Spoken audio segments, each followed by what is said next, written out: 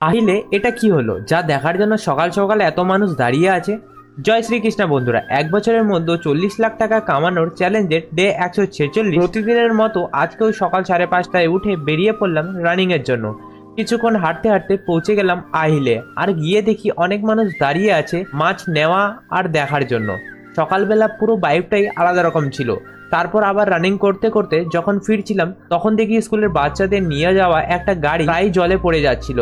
ভগবানের আশীর্বাদে বড় কোনো দুর্ঘটনা হতেও হয়নি। বাড়ি ফেরার আগে কিছুক্ষণ এক্সারসাইজ করলাম, তারপরে বাড়ি ফিরে এসে দেখি এই কলাগুলো বাইরে আছে, তো এগুলো ঘরে নিয়ে গেলাম। তারপরে যখন ঘরের ভিতরে গেলাম দেখি এই ছোট ছোট বিড়ালের বাচ্চাগুলো ওদের মায়ের সাথে ঘুমিয়ে আছে, তাই ওদের ডিস্টার্ব করলাম না। মোমেন্টটা একদমই পিসফুল ছিল। তারপরে একটু ফ্রেশ হয়ে কলা খেয়ে নিলাম। তারপর কিছুক্ষণ পর ভাত খেয়ে বসে গেলাম কাজ করতে। কাজ করতে করতে কখন যে বিকেল হয়ে গেল বুঝতেই পারলাম না।